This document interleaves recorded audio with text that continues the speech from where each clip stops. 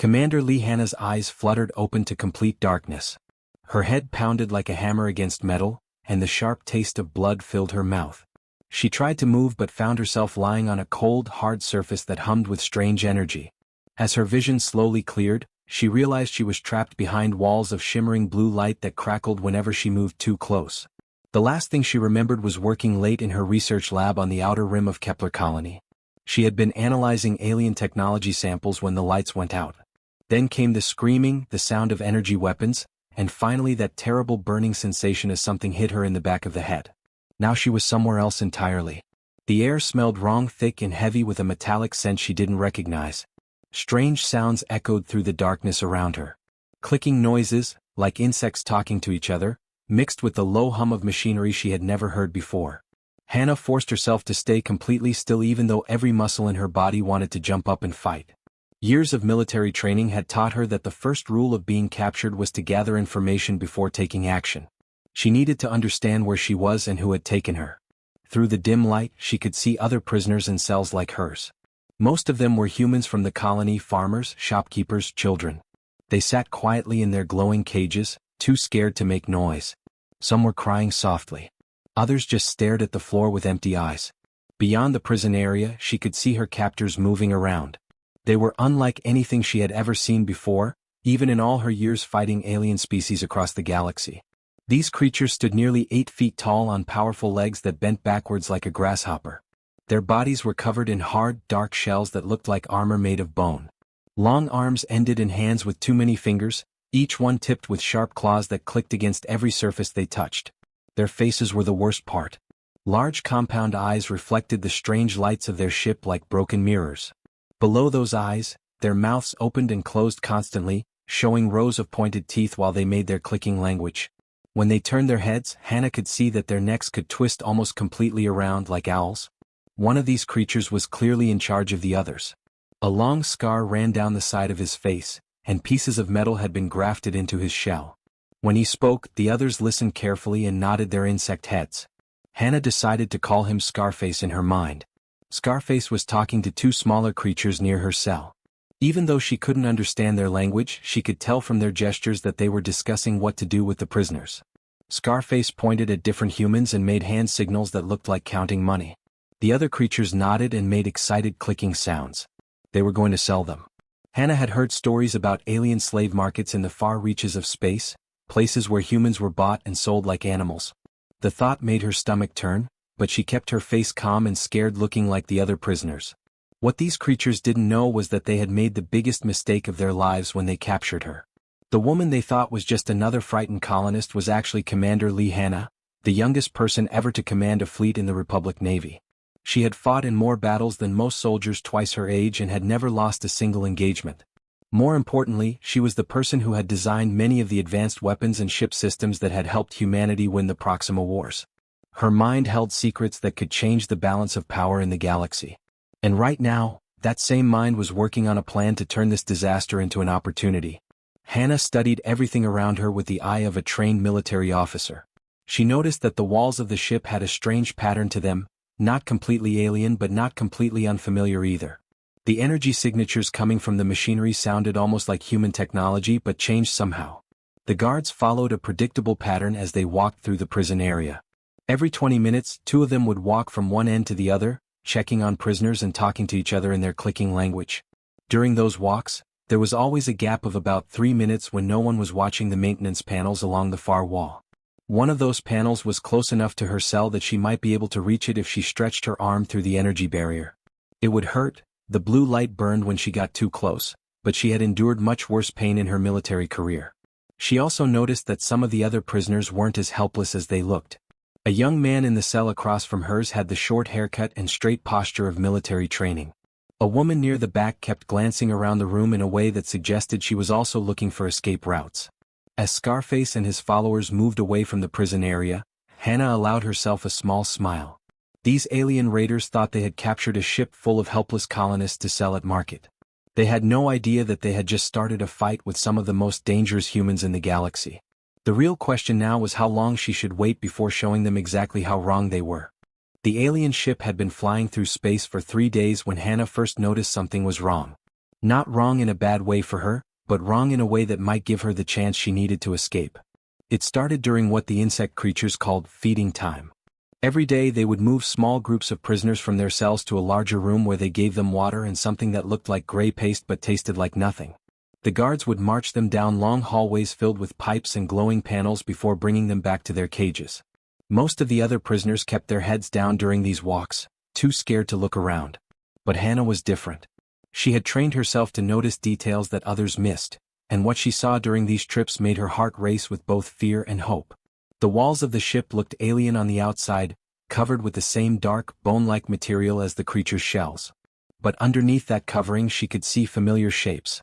The way the power cables ran along the ceiling followed patterns she had seen before.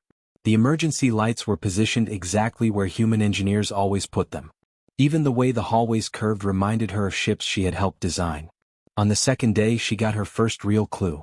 While waiting in line for food, she noticed a maintenance panel that hadn't been completely covered by the alien materials. Through a small gap she could see writing that made her blood run cold. It was in English and it said Power Coupling Array Mark 7. That was human technology, and not just any human technology. It was from a design she had worked on herself 5 years ago. The third day gave her the chance she needed. During the morning prisoner movement, one of the guards got distracted by an argument with another creature about something Hannah couldn't understand. While they clicked and hissed at each other, she slipped away from the group and moved toward a maintenance panel she had been watching. Her hands shook as she worked to open the panel without making noise. Inside, she found exactly what she had feared she would find: human circuitry covered over with crude alien additions. But it was worse than just stolen technology. These circuits came from blueprints that were supposed to be locked away in the most secure military facilities in human space. She recognized her own work immediately. The power distribution network was from Project Lighthouse, a classified program she had led 3 years ago. The navigation system components came from the Aurora-class destroyer designs that had won the Battle of Proxima. Even the life support systems were based on her improvements to standard Republic Navy ships. As she traced the circuits with her finger, trying to understand how the aliens had put everything together, she realized they had made terrible mistakes. They had copied the human technology without understanding how it really worked. Like children playing with adult tools, they had connected systems in ways that created dangerous weak points throughout the entire ship. The worst part was how they had tried to control the human technology with their own primitive computers. It was like trying to steer a race car with a stick tied to the steering wheel. It might work for a while, but eventually something would go wrong. But as Hannah studied the mess of human and alien technology, she began to see something that made her heart beat faster with excitement rather than fear. The aliens had been so focused on making the human systems work with their computers that they hadn't thought to remove the original human control networks. Deep inside the ship's computer systems, buried under layers of alien programming, the original human artificial intelligence was still there. It was sleeping, hidden, waiting for someone who knew how to wake it up. And Hannah knew exactly how to do that. She had helped write the security protocols that protected human military computers. Every ship in the Republic Navy had special codes built into their systems that would recognize authorized officers even if the ship had been captured or damaged. The aliens had stolen the hardware, but they didn't know about the software that could take control of everything. The more she studied the hidden human systems, the more she realized how much power was waiting for her to claim it. The ship's weapons, engines, life support, communications, even the prison cells, everything was connected to networks that would obey her commands if she could just find a way to access them. She also discovered something else that made her smile despite their dangerous situation. The aliens had installed their own security systems on top of the human ones, but they hadn't done it very well. There were gaps, places where someone who knew what to look for could slip through their defenses and reach the human computers underneath. As footsteps approached in the hallway, Hannah quickly closed the maintenance panel and rejoined the other prisoners. But her mind was racing with possibilities. She had found the enemy's weakness, and it was a big one. The creatures thought they were so clever, using human technology to build their ships and capture human prisoners. But they had made a critical error. They had brought the architect of that technology right into the heart of their vessel, and now she knew exactly how to turn their greatest strength into their greatest weakness. All she needed was the right moment and the right opportunity to wake up the sleeping giant hidden inside their stolen ship. On the morning of the fourth day, everything changed. Hannah woke up to the sound of heavy footsteps approaching her cell. This time it wasn't the usual guards who brought food and water. Instead, the creature she had been calling Scarface stood outside her energy barrier, along with 2 other aliens she had never seen before. One of the new creatures was even larger than the others, with golden markings painted across his shell and metal implants that glowed with blue light. When he spoke, his voice came through a small device attached to his throat that translated his clicking language into broken human words. "I am Captain Vex Nor," the device announced in a flat, mechanical voice. "Today we arrive at Market Station. Time for final processing of cargo." Hannah felt her stomach drop. She had hoped for more time to figure out how to access the hidden human systems in the ship. But it seemed like her opportunity was about to end before she could use it. The energy barrier around her cell flickered and disappeared. Strong hands grabbed her arms and pulled her to her feet. As they dragged her from the prison area, she caught the eyes of two other prisoners who had been watching everything carefully over the past few days. One was a young man who looked to be in his 20s. He had the short, neat haircut that marked him as someone with military training, and she had noticed him doing exercises in his cell when he thought no one was looking. The other was a woman about her own age who carried herself like someone used to being in charge. Both of them nodded slightly as Hannah was pulled past their cells, a sign that they understood something important was happening. The aliens marched her through corridors she had never seen before, deeper into the heart of the ship. The walls here were covered with more of the alien bone-like material, but she could still see the familiar shapes of human technology underneath. Her heart pounded as she realized they were taking her to the bridge, the control center of the vessel where all the ship's most important systems would be located. The bridge was larger than she had expected, with curved walls covered in glowing panels and screens. Alien creatures moved between control stations, making their clicking sounds as they prepared for whatever came next. But Hannah's attention was focused on something else entirely. In the center of the room stood a control console that looked almost exactly like the command stations she had designed for Republic Navy ships. The aliens had covered it with their own decorations and added their primitive controls, but underneath she could see the clean lines and familiar interfaces of human engineering. Captain Vex Nor gestured toward the console with one of his clawed hands. "All cargo must be scanned before sale," his translator device announced. "Place hand on genetic reader for final catalog." Two guards forced Hannah toward the console. She could see what looked like a hand scanner built into the surface, the kind of biometric reader that was standard on all human military vessels. The aliens probably thought it was just another piece of stolen technology they could use for their own purposes. But Hannah knew better. She knew exactly what that scanner was designed to do, and who it was designed to recognize. As the guards pushed her hand toward the scanner, time seemed to slow down. She could hear her own heartbeat pounding in her ears. Around her, the alien crew continued their preparations, completely unaware that they were about to make the biggest mistake of their lives. The moment her palm touched the cool surface of the scanner, everything changed. Lights began flashing throughout the bridge in patterns the aliens had never seen before. Warning sounds filled the air, not the harsh clicking of alien alarms, but the clear, purposeful tones of human emergency systems.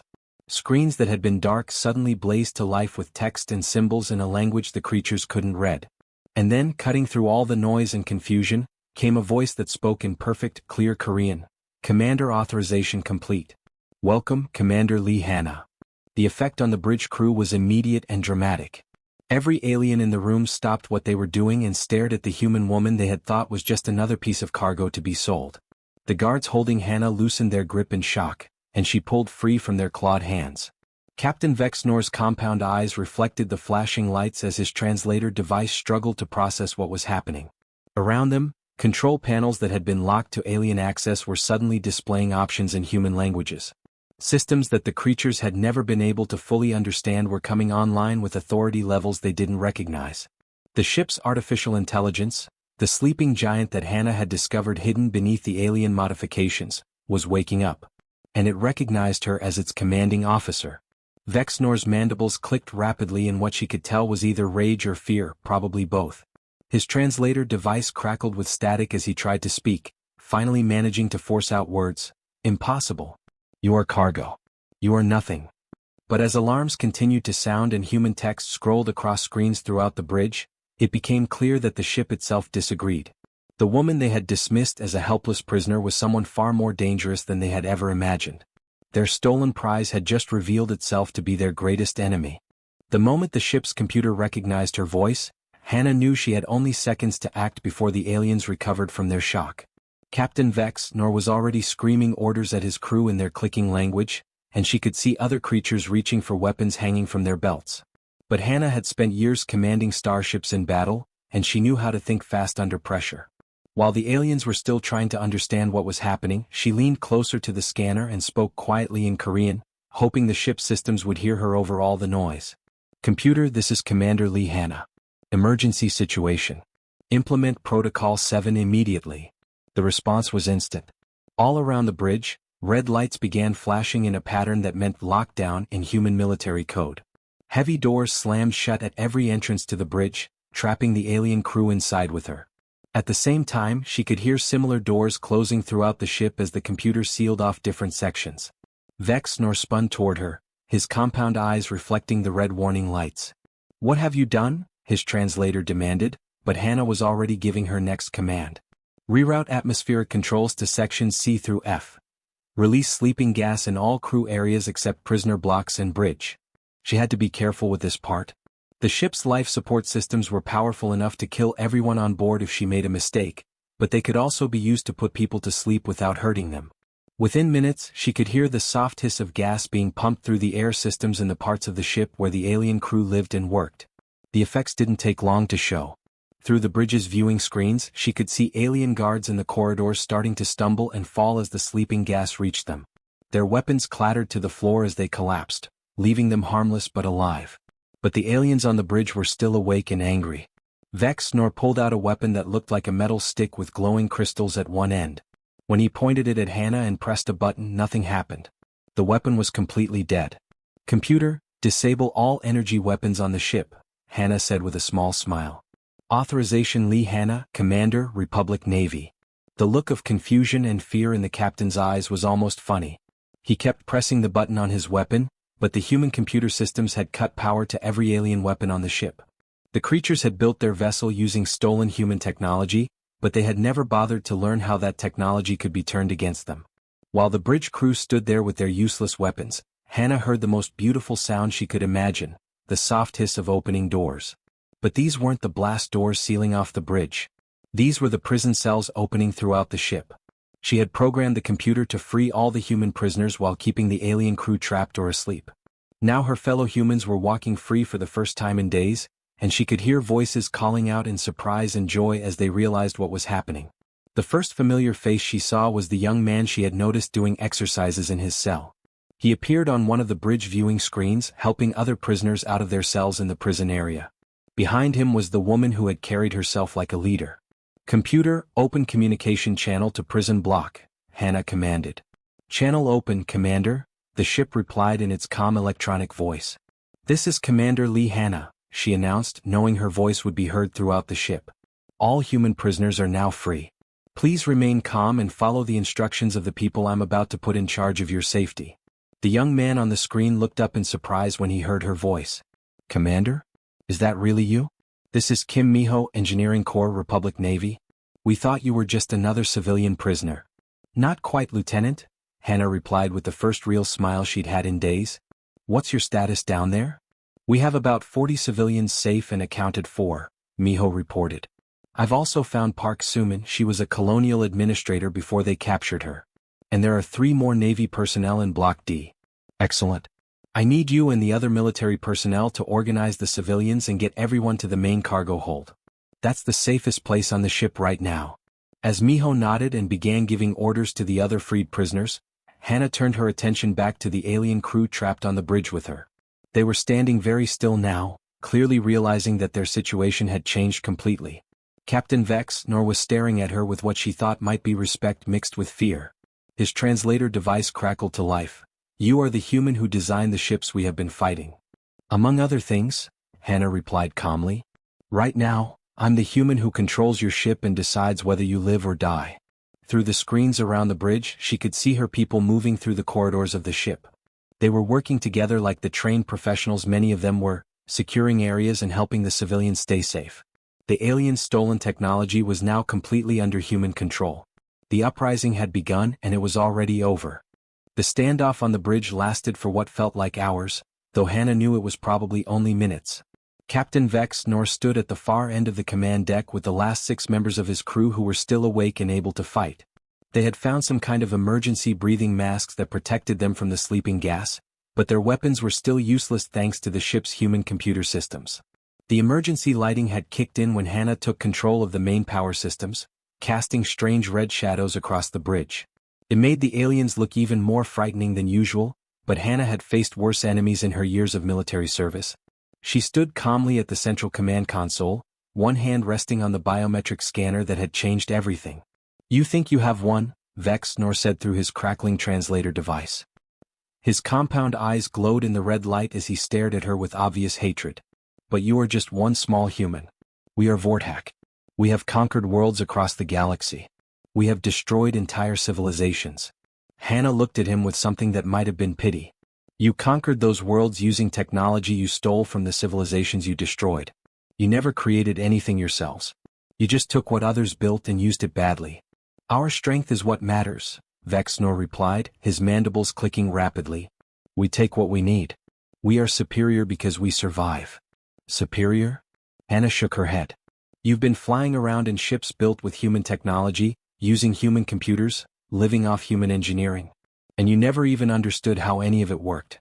That's not superior. That's just parasitic." As they talked, she could hear activity throughout the ship over the communication system. Miho and the other freed prisoners had taken control of the engine room and were working to shut down the alien modifications that had been damaging the ship's performance.